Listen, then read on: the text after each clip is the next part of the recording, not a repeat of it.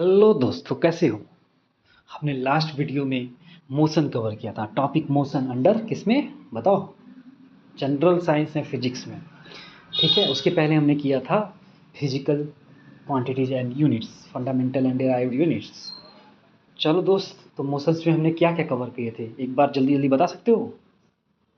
बताओ क्या क्या कवर किया था मोशंस में हमने। आसान है दोस्त, सोचो। मोशन क्या है इसके बारे में बात किया था। Rest motion, equations of motion, Newton laws of motion जो बेसिकली होता है। और हम जो पढ़े थे न्यूटन लॉज ऑफ मोशन या इक्वेशन ऑफ मोशन, वो किस पे पढ़े थे, कांस्टेंट एक्सेलरेशन पे पढ़े थे दोस्त। ठीक है, यही सब बातें हुई थी मोशंस के बारे में। और डिस्टेंस डिस्प्लेसमेंट के बारे में बात हुई थी।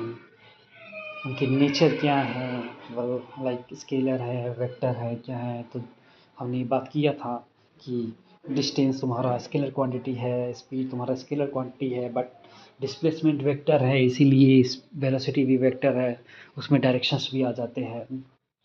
ठीक है दोस्त, तो ये था। और देन एक्सेलरेशन की बात हुई थी, जहाँ पे हम आपको बताए थे कि acceleration is rate of change of velocity, यानी कि change in velocity upon time, metre पर सेकंड स्क्वायर इसका यूनिट होता है। स्पीड वेलोसिटी का मीटर पर सेकंड होता है, डिस्टेंस का मीटर होता है। तो ये चीज़ें हमने ओवरऑल बात की थी। ठीक है दोस्त, एंड देन ये सब बात करने के बाद हमने इवन सर्कुलर मोशन के बारे में बात किया था, जहाँ पे हम ये बात किए थे कि सर्कुलर मोशन में हमेशा एक्सेलरेटेड होता है। सर्कुलर मोशन हमेशा एक्सेलरेटेड होता है। क्यों होता है एक्सेलरेटेड? क्योंकि कॉन्टिन्यूसली डायरेक्शन चेंज होता है सर्कुलर मोशन में। तो डायरेक्शन चेंज होना मतलब वेलोसिटी चेंज हो रहा है, वेलोसिटी चेंज मतलब rate of change of velocity मतलब एक्सेलरेशन। इसीलिए बोलते हैं सर्कुलर मोशन हमेशा एक्सेलरेटेड होता है। बट एक चीज़ ध्यान रखो, सर्कुलर मोशन में स्पीड कांस्टेंट होता है, ना कि वेलोसिटी।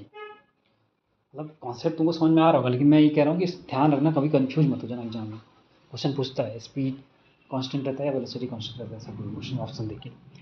तो ठीक है, स्पीड कांस्टेंट रहता है सर्कुलर मोशन में। फिर हमने एंगुलर डिस्टेंस के बारे में पढ़ा था, और एंगुलर वेलोसिटी, एंगुलर एक्सेलरेशन के बारे में पढ़ा था। एंगुलर डिस्टेंस के बारे में भी पढ़ा था। तो वही है, आर्क अपॉन रेडियस वाली बात किया था, थीटा इक्वल टू, जिसको रेडियन से दर्शाते हैं। फिर एंगुलर वेलोसिटी को पढ़ा था। उसमें कुछ नहीं है, मतलब लाइक जो आपने एंगुलर डिस्टेंस था उसको डिवाइड कर दिया था टाइम से, तो वेलोसिटी मिल गई थी। और एंगुलर बेसिकली वेलोसिटी को ओमेगा से रिप्रेजेंट कर रहे थे। ठीक है, तो देन एंगुलर एक्सेलरेशन की बात करते हैं, तो एंगुलर एक्सेलरेशन में एंगुलर वेलोसिटी से एंगुलर वेलोसिटी को टाइम से डिवाइड कर दिया, उसका मिल गया। ठीक है, तो रेडियन पर सेकेंड स्क्वायर उसका यूनिट हो जाता है एक्सेलरेशन का। वही है, फिर सेंट्रीपिटल एक्सेलरेशन जो हमेशा सेंटर की तरफ लगता है, वो पढ़ा था। ठीक, अब हम स्क्रीन पे देखते हैं डिस्टेंस। डिस्टेंस क्या है? Actual path covered, actual length covered. यहाँ पे हम पूरे पाथ को फॉलो करते हैं। बट जब डिस्प्लेसमेंट की बात आती है, यानी कि विस्थापन, शॉर्टेज डिस्टेंस देखते हैं, फाइनल और लास्ट पॉइंट को हम लोग कनेक्ट करते हैं, सबसे छोटा जो रास्ता होता है वही डिस्प्लेसमेंट होता है। डिस्टेंस है जो हमेशा पॉजिटिव होगा, डिस्टेंस हमेशा पॉजिटिव होता है। डिस्प्लेसमेंट पॉजिटिव, निगेटिव, जीरो कुछ भी हो सकता है। और हमने ये बात की थी, एक एग्जांपल दिया था कि अगर आप एक पॉइंट से कहीं दूर को जाते हैं और वापस आ जाते हैं, लेट से आप ऑफिस गए घर से और वापस लौट के चले आए घर पे, तो आपका डिस्प्लेसमेंट शून्य होगा, जीरो, नगण्य। Then speed, rate of distance covered, कि डिस्टेंस कितने एक सेकेंड में कितना डिस्टेंस कवर किया, वही स्पीड है, वही चाल है आपकी। फिर हमने वेलोसिटी की बात की, वेग की बात की, rate of displacement, displacement upon time, यही फॉर्मूला है वेग का, वेलोसिटी का, जिसमें डायरेक्शंस भी आ जाते हैं। वेक्टर क्वांटिटी है। एक्सीलरेशन की बात, rate of change of velocity और change in velocity upon time.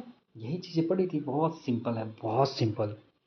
Exam में आराम से स्कोर कर सकते हो, नंबर ला सकते हो, पास हो सकते हो।